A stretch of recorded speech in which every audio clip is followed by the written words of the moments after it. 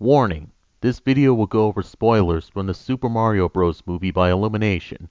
If you do not wish to be spoiled, then click off this video now. And to everybody else watching, hope you enjoy.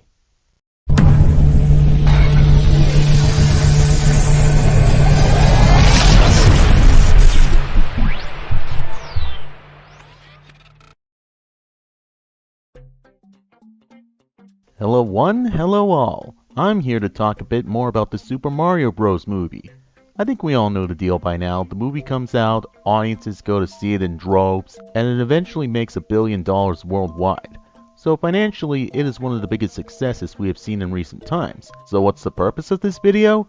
Well, after I got done playing a game of Mario Party Superstars with some of the others in this community, a game in which I may or may not have had complete luck on my side in getting first place. What's funny? You call that luck? That was straight up overkill with how many stars you got through board placement! Something which I will absolutely not deny happening. Thanks for reminding me of that, by the way. Anyways, back on track, I saw a video on my subscription feed afterwards from Blaze the Movie Fan where he made a review talking about his thoughts on the Mario movie, and it was fine, I guess. Overall, he dislikes the film, which I won't rag on him for saying, but there are some issues with this review that I do have a problem with, so without further ado, let's dive right in.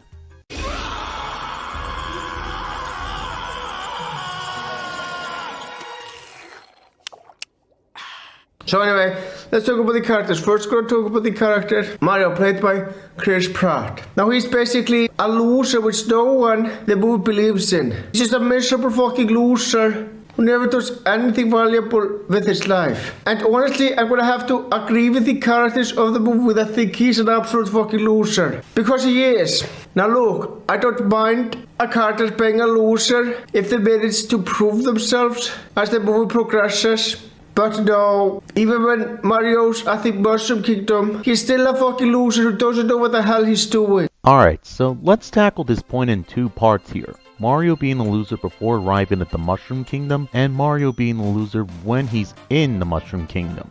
So to address the first part of his complaint, you're not entirely wrong here. In the movie, Mario and Luigi would first be seen excited about having made an advertisement for their newly established plumbing business after having walked away from a previous job, and Mario gets told straight up that this business is essentially a pipe dream and that he and Luigi won't get anywhere with it. Pair that up with the scene afterwards where Mario and Luigi take a call for plumbing only for it to go wrong after Luigi breaks the bone of the dog of the family who called for their services, and there is an argument to be had here that had they had more callers, things might have ended up with similar results. Now, as for the point about Mario still being a loser when he's in the Mushroom Kingdom, I mean, yeah, but that's also kind of the point.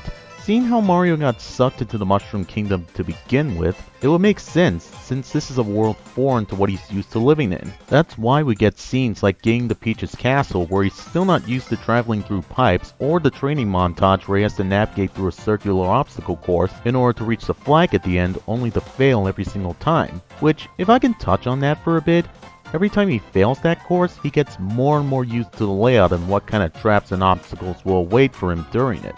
So it does show progression on his part when it comes to things like navigating through dangerous hazards and even combat prowess for later on in the film when he and Donkey Kong arrive back in the Mushroom Kingdom and have to fight their way onto Bowser's flying fortress. Honestly, I wasn't even rooting for him, because he cared more about saving his brother Luigi than he cared about saving the Mushroom Kingdom. I mean, granted, Luigi is his fucking brother, which is understandable. I mean, he's not empathic or anything because of what's happening to the Mushroom Kingdom, but I am never convinced that he really is the fucking hero that's gonna save the Mushroom Kingdom. Nothing about him gives away that he is capable of that. So him showing determination as seen in the training montage in his fight against Donkey Kong later on in the film, and his unwillingness to go down or give up, those aren't signs of him being capable of saving the Mushroom Kingdom. I grant you they are traits you can apply to other characters in a Save X type of story, but the fact that he's willing to go to such lengths to not only train himself up, but also go along with Princess Peach to the Kong Kingdom to request their alliance in the upcoming fight against Bowser, shows that he at the very least would be a competent fighter should he ever face Bowser.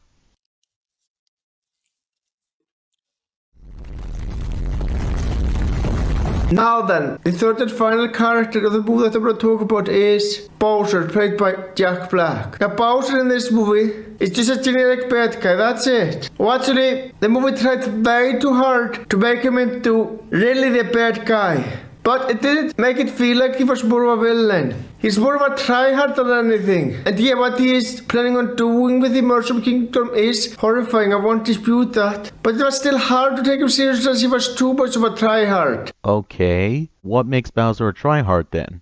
This is something that doesn't really get elaborated on, so I'm left wondering what Blaze could be talking about here. Could it be how Bowser wants to have Peach's hand in marriage and steals the star from the Penguin Kingdom in order to try and impress her? Is it because Bowser only goes after Mario after learning from Kamek that he's with Peach due to jealousy as he thinks Peach might end up falling in love with Mario instead? Is it because of the villain song he has during the movie, which is a love song towards Peach? I don't know. We don't have anything to go off of with what Blaze brings up here, so this just feels like he's using the word tryhard as a buzzword in this instance. Also, Raven, what the fuck are you doing? This isn't a musical we're doing here. Hey, if you're going to make me sit through this video, I'm at least going to have some fun with it, damn it. Now, where was I? Oh, right. Mario, Luigi, and a Donkey Kong. Anyways, I also want you to take note that outside of Mario, Peach, and Bowser, Blaze doesn't mention any other characters after this. Alright, now that I'm done talking about the characters, I'm going to talk about the biggest issue that I have with the movie. So, no mention then of Luigi, played by Charlie Day? Luigi got shafted by the plot of this movie as after the first act, where he and Mario had some strong character and fun interactions off of one another, when he gets sucked into the Badlands, he becomes relegated to a useless character during the second act, where he's captured by Bowser's Shy Guys squad, tortured by Bowser in order to get Mario's name, and then thrown into a cage for up until Mario saves him towards the end of the film from a gruesome lava death. This is one of the biggest problems with this movie, having also watched it myself. So to leave him out when talking about the characters of this movie seems a bit strange to me. Alright, now that I'm done talking about the characters, I'm going to talk about the biggest issue that I have with the movie. And that is the fact that it tries far too hard to make the character designs as detailed as possible. The movie went way too fucking far with it. It would be better if this felt like a cartoon. But it did, because the designs of Princess Peach, Mario, Bowser, literally every fucking character was far too damn detailed. We didn't need to see all that fucking detail. Most cartoons don't look like that. Hell, most live action stuff doesn't look like that either. It was just very unnecessary. And this makes this movie more distinct from the other Illuminati movies. Because the other ones, such as the Despicable Me and the Minions movies, have designs that are simple as hell. Now I get that this is supposed to be like the other Illuminati movies, but come the fuck on. Okay, so the movie designs for the characters were far too detailed. And that's a negative how exactly? I get that you bring up the simplistic designs of Illumination's other works like Despicable Me and Minions as a comparison, and then go on to talk about how the designs affect Bowser and his minions. Speaking of problems with designs, we also went way overboard into making Bowser look as hideous as possible. He didn't look more evil or threatening by being so fucking hideous. He just looked incredibly wrong. Speaking of wrong, I think the movie also went far too overboard into making the enemies look silly. I mean, in the Mario games they are silly looking for sure, but I took them far more seriously in comparison, and that's just sad. But there once again seems to be a lack of elaboration here for really anything you said. How would Bowser look wrong from a design that's supposed to make him more hideous looking than he does in the games? Is it because of the shading of the CGI used for him? Is it just because of how he looks in comparison with the others? And for that matter, this can also apply to your complaint about making his henchmen looking silly. Is it just how they were animated? Is it how they act in the film?